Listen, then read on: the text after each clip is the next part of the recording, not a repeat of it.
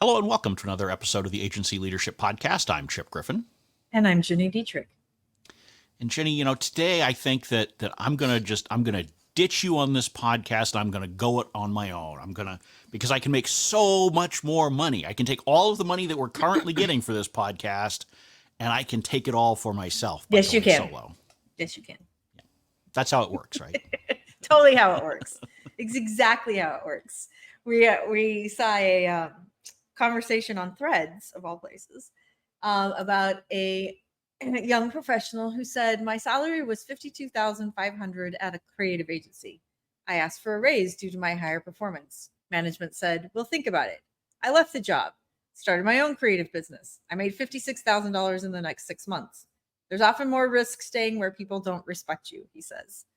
What's amazing about this conversation, though, are the comments, because you're not supposed to read the comments, but they're pretty amazing on this one. The comments were absolutely fabulous on this. Yeah. And the original poster, got into the back and forth of some of them as well, which doesn't always happen. Sometimes the original poster just sits back and lets the comments fly, but in this case, they decided to engage.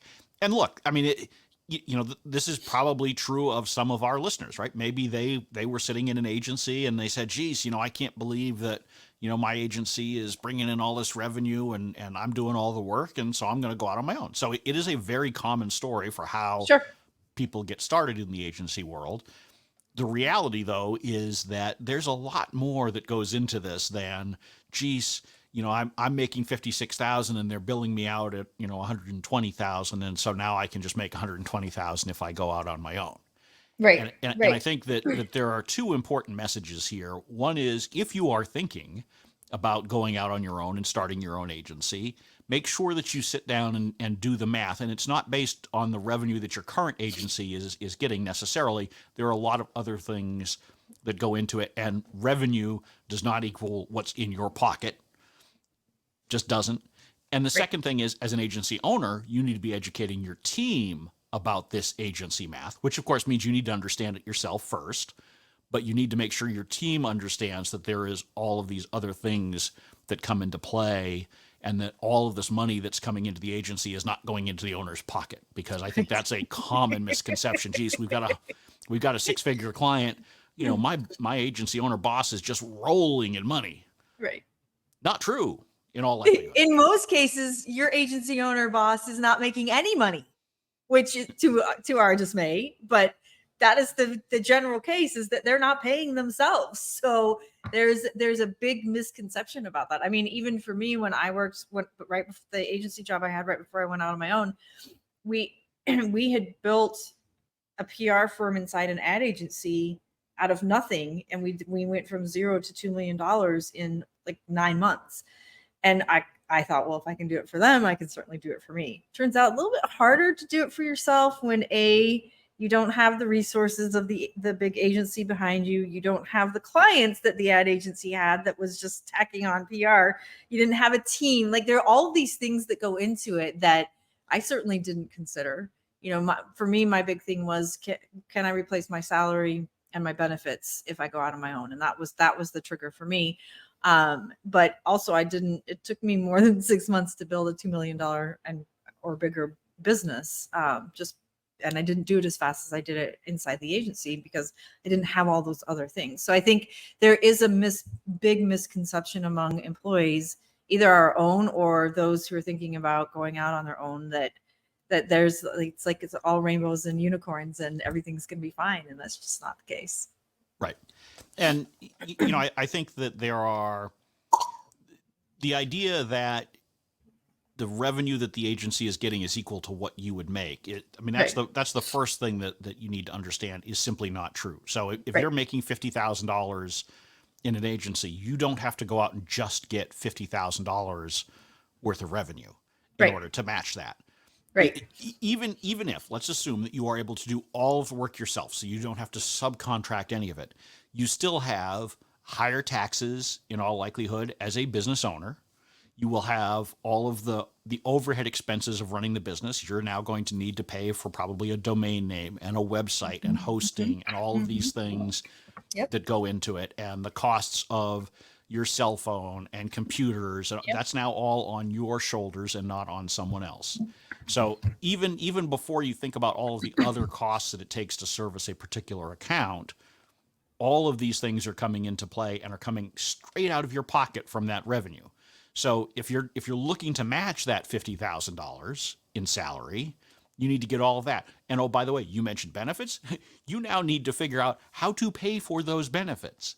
That's right. And you also need to figure out, can you even get those benefits? Yep. Because particularly these days, it is really, really difficult as a self-employed individual to get any kind of decent health insurance.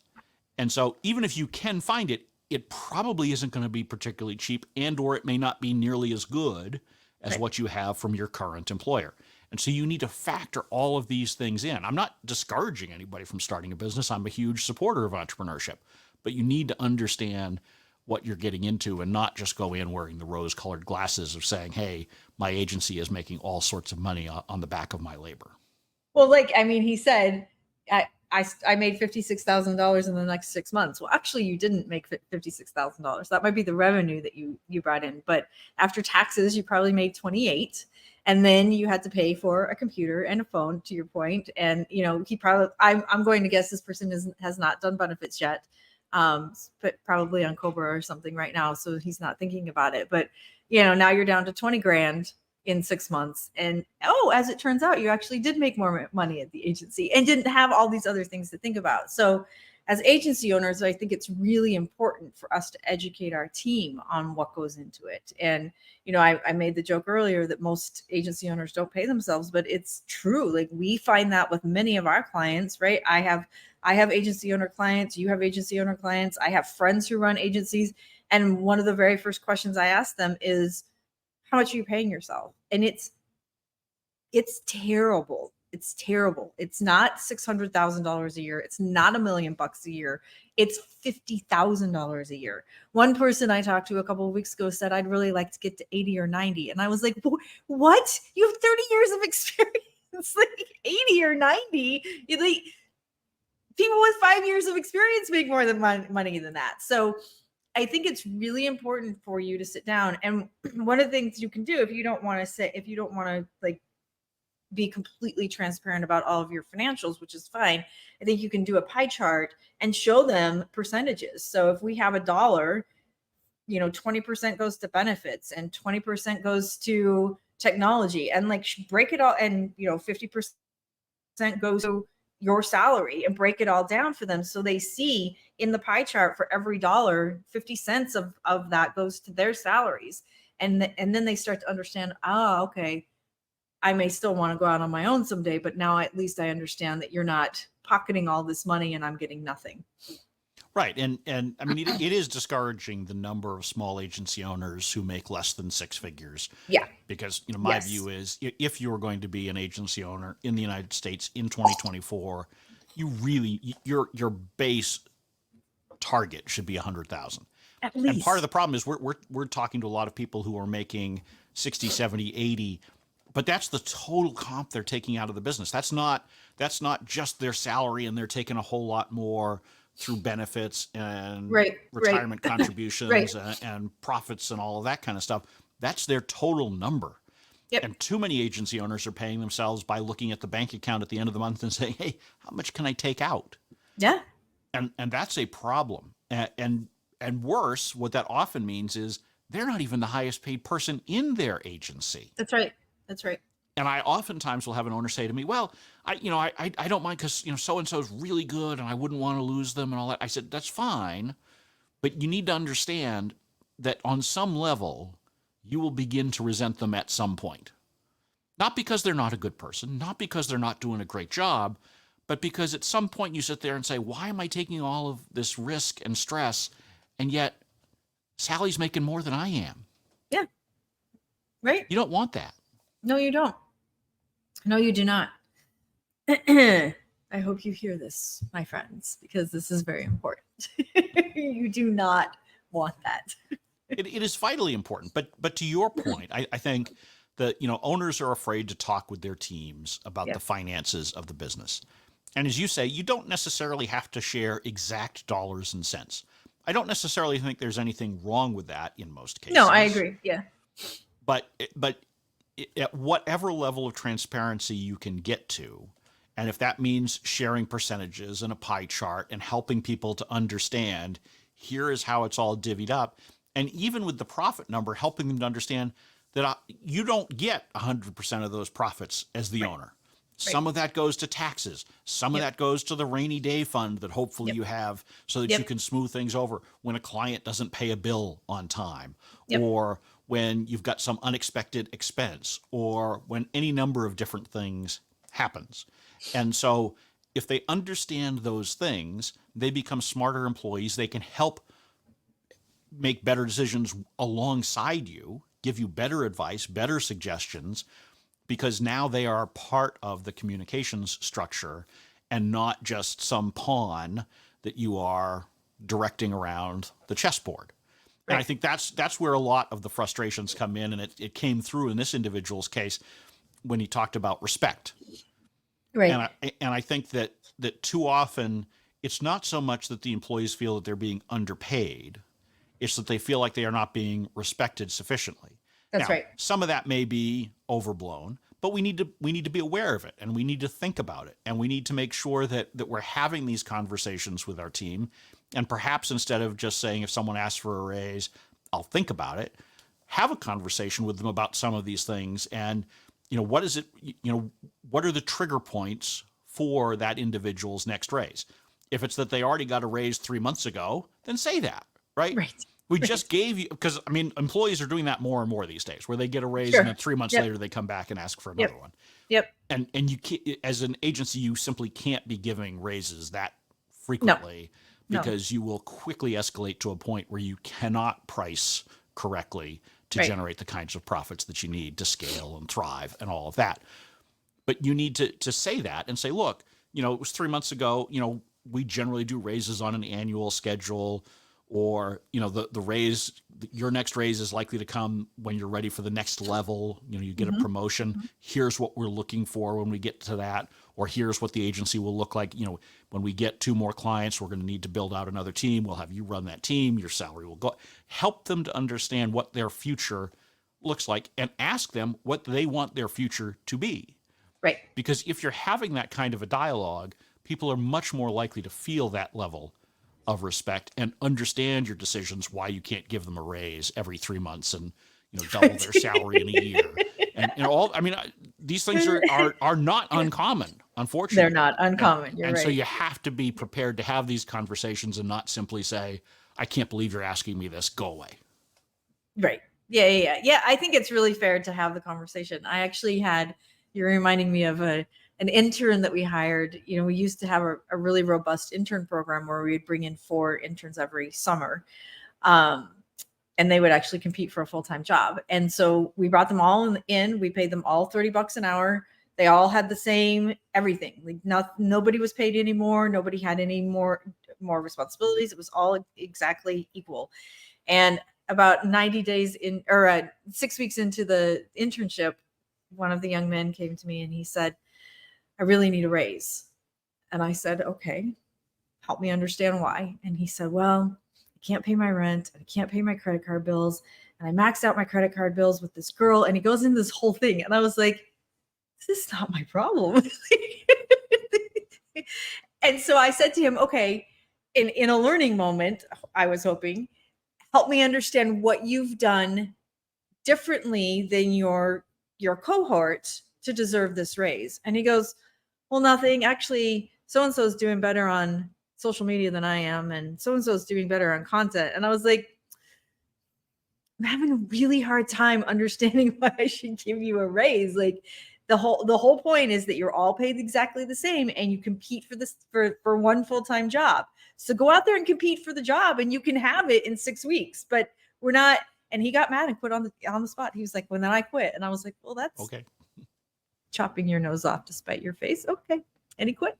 He walked out the door. But I that, never heard that from him tells you again. everything you needed to know about that Yeah, individual of as an course, employee anyway, of right? course. So But like, I think the idea there, and I was trying to get him to say, well, I'm working more hours, or I'm billing more time, or I'm handling this client. And like, he was like, well, no, actually, so and so's doing. And I was like, you're not giving me any reason except that you're maxed out your credit card bills to impress a girl. Like, that's not my problem. Right. Very weird to share that with your employer. Oh, yeah. Yeah. Yes. I mean, interns asking for raises is right there. Just special. Yeah.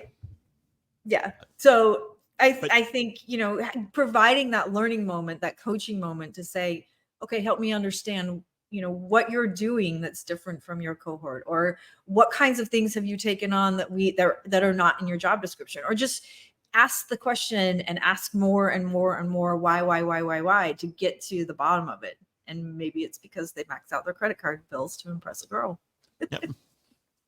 Well, and one of the things that I see is a lot of owners are afraid to share information with their teams or help them to understand agency math because they're afraid that someone will take that information and leave and start their own agency. Or they don't understand it themselves. Well, yes. I mean, that is obviously a fundamental problem. If you do not understand your own books, your own numbers, you really need to get a handle on that, because that's how you price correctly. And as we've talked about before, the two main things that cause agency owners in particular to have additional stress is they're not pricing correctly and they're not communicating correctly. That's right. And if you can solve those two issues, then everything else will tend to fall into line around it. Not everything. There's still other things you're going to have to deal with. You still have to deal with the whole hiring stuff and managing people and specific client service issues and all that kind of stuff. But the biggest changes you can make is to get pricing correct and get your internal and external communications squared away. Those will make a larger difference. But you shouldn't be afraid that educating your team is going to cause someone to leave. Because first of all, if they're going to leave, they're going to leave. Right. Secondly, if you've helped them to do a good job of that, you then have an opportunity in all likelihood to partner with them somewhere down the road on some kind of project. Yep. And so to me, it's a victory if I have an employee who goes off and starts their own business, as long as they're not going and trying to, take half of the team with them and all that kind of stuff. And there are ways to protect yourself around that, part of which is how you manage them.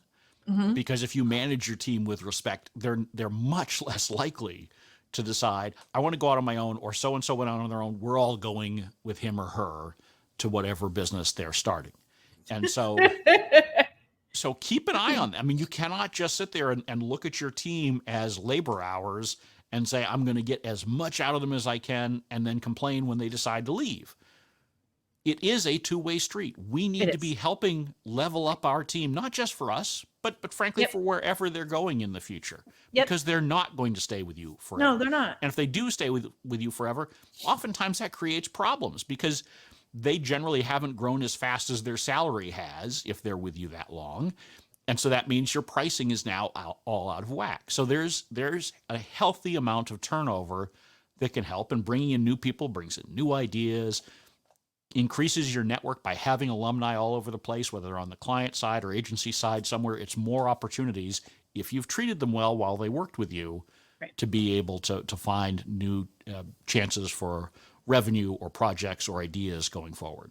Yeah. And it's a small world. You never know. You never know when you're going to run into somebody or something's going to happen. Maybe they go out on their own and then they decide it's not for them and they go to work for corporation, and you're in the running for an agency for that business. Like, you just never know. So I agree with you. It used to really bother me that I would train interns to have them go work for other agencies, and then I realized that I have a long career, and if we treated those interns well, if we treated young professionals well, we were going to see that benefit us in the long run. And it has for sure benefited us in the long run. Absolutely. And if you are that employee who's thinking about going out on your own, make sure that you understand the agency math before you go. Make sure that you have a clear idea of what it will take revenue-wise to get you to the numbers that put you where you need to be to meet your own financial requirements. That may be less than what you're actually making today. It may be the same. It could be more. Who knows? But you need to be able to sit down and confidently say, I understand what it's going to take me to get there, and I have a path forward where I think I can generate the revenue that I need in order to accomplish that. Because if you go out just because you're frustrated or just because you see all of this money flowing through your agency and you think, well, I need a piece of that, that's not well thought out. That's No, not the right it's reason to not. go start your own business. And you're much more likely to run into problems. Even if you just generate some good revenue out of the gate, as this individual seems to have done, although I don't think it's enough to match what he did before based on the way he described it, but maybe it is. Right. But doing that for 6 months is very, very different from being able to do it in a sustainable way over the long term. And you need to think through things like, hey, now if I'm responsible for this client, how do I take time off? How do I have to pay someone in order to fill in for me? Or is the kind of work I'm doing something that I can put on hold for a week so I can take a holiday? These are all the kinds of things that you need to be thoughtful about before you just jump in out of frustration or because you see dollar signs. Because if that's why you're doing it, you're much less likely to meet the kind of success that you want to have. Yeah. I really wish, the one big regret I have about going out on my own is that I did not understand the business side of the agency at all. And I wish I had spent time learning that first, but it was a very expensive, very long lesson. I mean, the good news is anyone who's thinking about starting their own agency today can just go listen to all of our podcasts. We have, I don't know, a couple hundred of them, I think, at this point, and you can go listen to all of them and you'll get a pretty decent education. You'll get some weird stories along the way and some really corny anecdotes and all of that kind of stuff. But there's also some good nuggets in there that you can take away and hopefully go in a little bit more educated than you or I were when we started out our own businesses. For sure. Yep. Yeah. So with that, we will draw this episode to a close so that you can go listen to some of those in the archive. I'm Chip Griffin. I'm Ginny Dietrich. And it depends.